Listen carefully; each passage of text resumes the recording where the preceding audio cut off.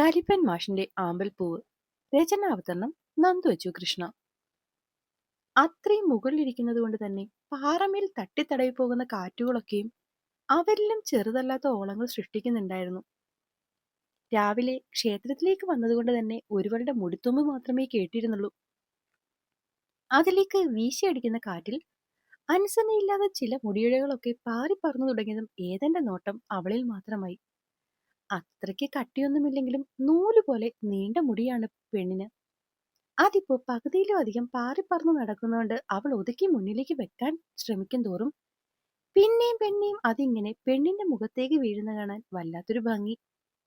ഈമകൾ പോലും ചിമ്മാതെയുള്ള അവന്റെ ആ നോട്ടം തിരിഞ്ഞൊന്നും നോക്ക തന്നെ ഒരുവളെ ഈറിനണിഞ്ഞ പോലെ വിറപ്പിക്കുന്നുണ്ട്. അതിലുമധികം കുറച്ചു മുന്നേ അവൻ തന്റെ ചെവിക്കരികിലേക്ക് വന്ന് ചോദിച്ച ചോദ്യം ആ ഒരു ഓർമ്മയിൽ പോലും ശരീരമാകെ കുളിരണിയുന്നുണ്ട്. ആഹാ, അത് കൊള്ളാലോ. എങ്കിൽ പറയ്, ഇതല്ലാതെ വേറെന്തൊക്കെ എന്റെ കുഞ്ഞിനറിയാമെന്ന്. ചുവന്നു തൊടുത്ത പനിനീർ പൂവ് പോലെ ഒരിക്കൽ കൂടി ആ മുഖം വിടർന്നു. ആ നിമിഷം അവനിൽ നിന്നും അല്പം അകന്ന ആ മുഖത്തേക്ക് നോക്കാതെ കുനിഞ്ഞു നിന്നവളുടെ അടുത്തേക്ക് നീങ്ങി പിന്നെയും ചെക്കനെന്തോ കളി പറയാൻ തുടങ്ങിയതും അവന്റെ നിശ്വാസം പതിഞ്ഞിടമെല്ലാം കോരിത്തരിച്ചവൾ കണ്ണുകൾ ഇറുക്കിയടച്ച് ഒരിക്കൽ കൂടി മുഖം പൊത്തി തിരിഞ്ഞു നിന്നു.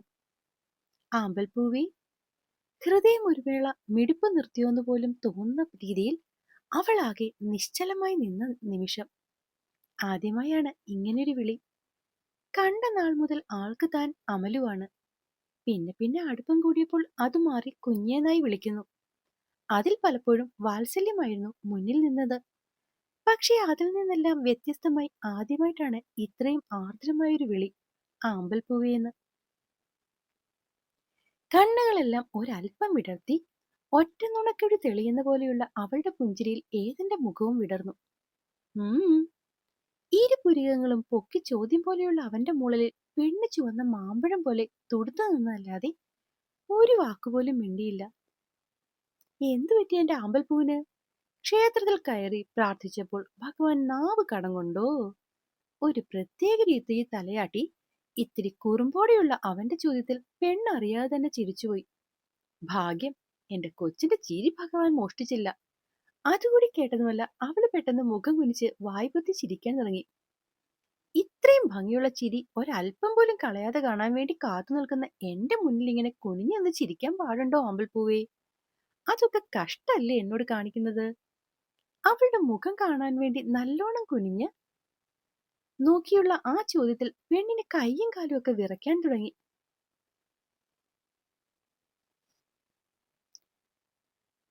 പഠിപ്പിച്ചുകൊണ്ടിരുന്ന സമയത്ത് നിറയെ വഴക്ക് പറഞ്ഞിട്ടുണ്ട്. കാലം കടന്നുപോയി പരിചയത്തിലായപ്പോ സ്നേഹത്തോട് സംസാരിച്ചിട്ടുണ്ട്. പലപ്പോഴും കുഞ്ഞു കുട്ടികളെ നോക്കുന്ന പോലെ കാര്യങ്ങൾ ചെയ്തു തന്നിട്ടുണ്ട്. അന്നൊക്കെ ആളുടെ സ്നേഹം ഒരുപാട് അറിഞ്ഞതാണ് താൻ.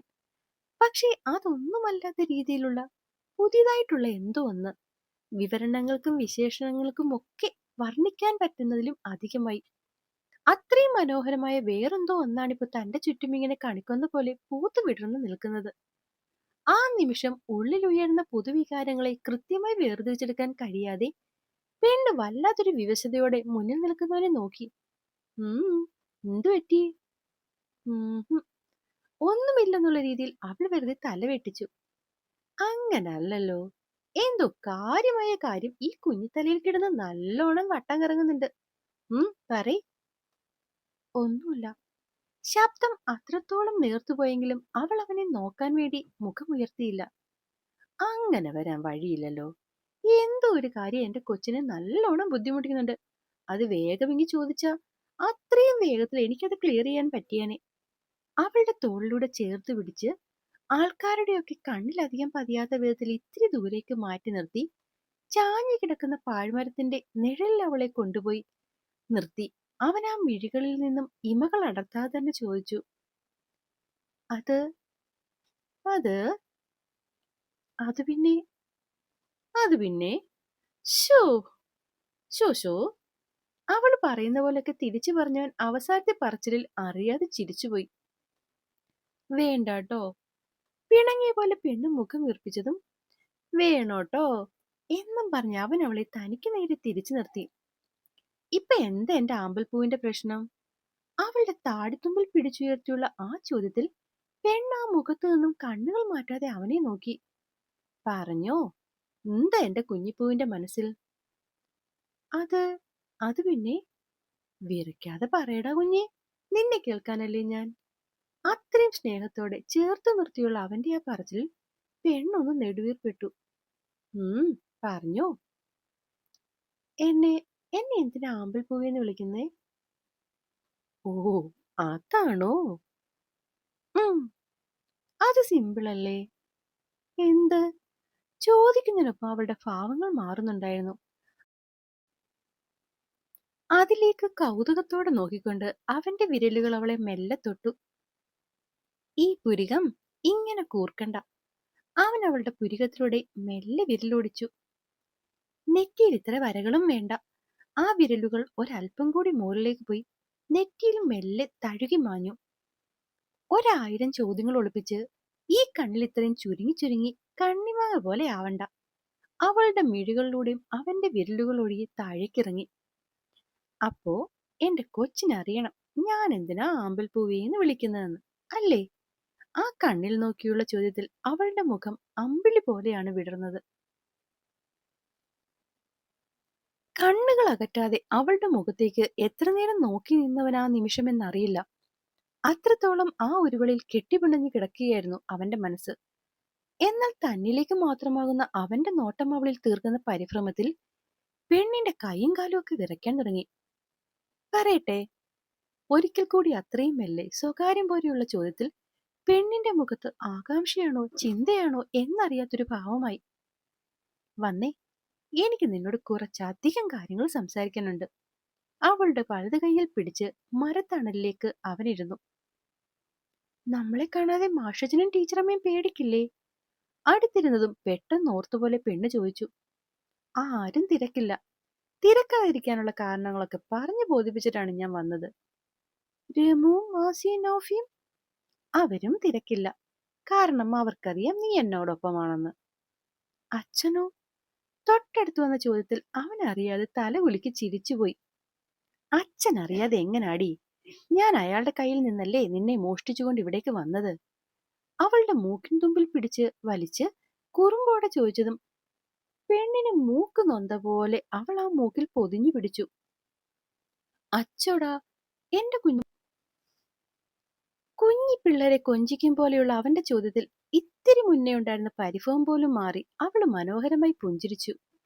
ആ നിറച്ചിരി കണ്ടുകൊണ്ടാണ് അവൻ അവളുടെ ഇരു കൈകളും തന്റെ കൈകൾക്കുള്ളിൽ പൊതിഞ്ഞു പിടിച്ചത്. ഇപ്പൊ ഞാൻ എന്റെ ആമ്പൽപ്പൂവിനോട് കുറച്ച് കാര്യങ്ങൾ പറയാൻ പോവുകയാണ്, കേട്ടോ? പറയുന്നതൊപ്പം അവൻ ആ പെണ്ണിന്റെ മുഖത്തേക്ക് നോക്കി. നേര് പറയാലോ, അതിപ്പോഴൊന്നും നിന്നോട് പറയണമെന്ന് ഞാൻ അല്പം പോലും ആഗ്രഹിച്ച കാര്യമല്ലായിരുന്നു. എന്നിട്ട് ഞാൻ ഇങ്ങനെയൊരു സാഹസം കാണിക്കുന്നത് എന്റെ കുഞ്ഞ് ഞാൻ പറയുന്നതൊന്ന് മനസ്സിൽ വെച്ചേക്കാൻ വേണ്ടി മാത്രമാണ്, കേട്ടോ? അവൻ ആ വിരലുകളിലൂടെ മെല്ലെ ഒന്ന് തഴുകി. ഒരു പക്ഷെ ഞാൻ പറയാൻ പോകുന്ന കാര്യം കേൾക്കുമ്പോൾ എന്റെ ആമ്പൽപ്പൂവിന് പെട്ടെന്നൊന്നും അത് അംഗീകരിക്കാൻ പറ്റിയെന്ന് വരില്ല.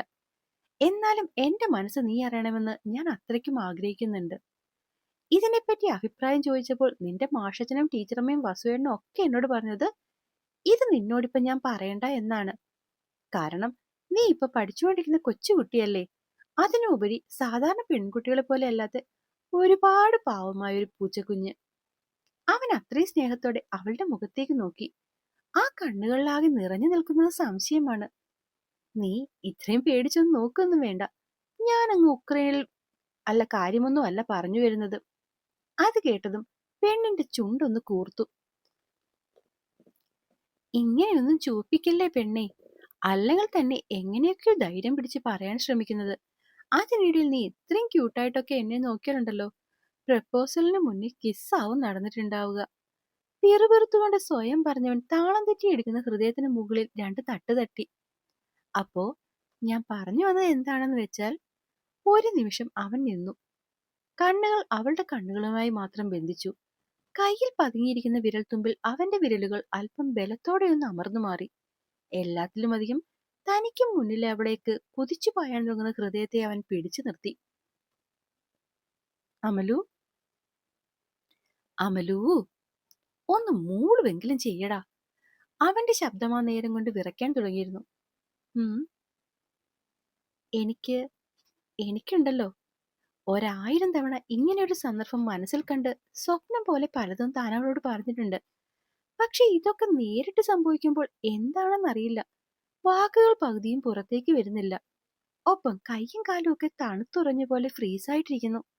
എല്ലാത്തിനും മൂലം തന്നിൽ നിന്നും മിഴികൾ അകറ്റാതെ നിൽക്കുന്നവളുടെ ഭാവങ്ങളും തന്നെ വല്ലാതെ പേടിപ്പിക്കുന്നുണ്ട്. ഇതേ സമയം ഏതാണ്ടൊക്കെ അവന്റെ അതേ അവസ്ഥ തന്നെയായിരുന്നു അവൾക്കും. സാധാരണ തന്നോട് എന്ത് കാര്യവും കണ്ണിൽ നോക്കി പുഞ്ചിരിച്ചുകൊണ്ട് പറയുന്ന ആളല്ല ഇപ്പോൾ മുന്നിൽ നിൽക്കുന്നതെന്ന് തോന്നും വിധത്തിലുള്ള ചലനങ്ങളാണ് ആളിൽ ഇപ്പോൾ കാണുന്നത്. പക്ഷെ ഒരു വെപ്രാളവും പരവേശവും തനിക്ക് തന്നെ മനസ്സിലാവുന്നുണ്ട്. ഒപ്പം ആളുടെ നെറുകയിലാകെ വിയർപ്പുതുള്ളികൾ പൊടിഞ്ഞുറങ്ങിയിട്ടുണ്ട്. ഇത്രയും കാറ്റിലും ആള് വല്ലാതെ വിയർക്കുന്നു. അതെന്താവോ അങ്ങനെ? അത്രയും അധികം സ്വയം ടെൻഷനാവാൻ വേണ്ടി എന്താകും മനസ്സിൽ? ഉത്തരം കിട്ടാത്ത ചോദ്യങ്ങൾ പലതും അവളുടെ മുന്നിലൂടെ വന്നുപോയി. അമലു, അതുണ്ടല്ലോ, എനിക്ക് നിന്നെ ഇഷ്ടമാണ്. ഇഷ്ടമാണെന്ന് വെച്ചാൽ വല്ലാത്തൊരിഷ്ടം. അങ്ങനെ പറഞ്ഞാൽ ആകെ മൊത്തവും പൊതിഞ്ഞു പിടിച്ച് കൈക്കുള്ളിൽ നിന്നും എങ്ങും അകറ്റാതെ കൊണ്ടു നടക്കാൻ പാകത്തിനുള്ളൊരു ഇഷ്ടം. കണ്ണുമടച്ച് ഒറ്റ ശ്വാസത്തിലാണ് അവനത് പറഞ്ഞു നിർത്തിയത്. ഇത്തിരി നേരം കഴിഞ്ഞിട്ടും മുന്നിൽ നിന്നും അനക്കമൊന്നുമില്ലെന്ന് കണ്ട് അവൻ മെല്ലെ കണ്ണു തുറന്നു നോക്കുമ്പോൾ കാണുന്നത് കണ്ണുകളൊക്കെ മിഴിച്ചു വെച്ച് അവൻ പറഞ്ഞൊന്നും വിശ്വസിക്കാൻ കഴിയാതെ അമ്പരന്ന് നിൽക്കുന്ന പെണ്ണിനെയാണ്. അമലു, മോളെ. അവൻ മെല്ലെ അവളുടെ തോളിൽ തട്ടിയതും പെണ്ണ് പിടഞ്ഞുകൊണ്ട് അവനെ ഒന്നുകൂടി നോക്കി. അമലു, എടാ. അവൻ ഒന്നുകൂടെ ആ തോളിൽ തട്ടിയതും അവൾ ആ കൈ തട്ടിമാറ്റി ഓടിപ്പോയി ആ മരത്തിന് പിന്നിൽ ഒളിച്ചു. അപ്പോ എന്നെ കേൾക്കുകയും വായിക്കുകയും ചെയ്യുന്ന എൻ്റെ കൂട്ടുകാർക്ക് കഥ ഇഷ്ടമാകുന്നുണ്ടെങ്കിൽ ഇതിനോടൊപ്പം തന്നെ എൻ്റെ പുതിയ ചാനലായ short stories of Nandu Achu Krishnodi ഒന്ന് സബ്സ്ക്രൈബ് ചെയ്ത് സപ്പോർട്ട് ചെയ്യണേ. നന്ദി.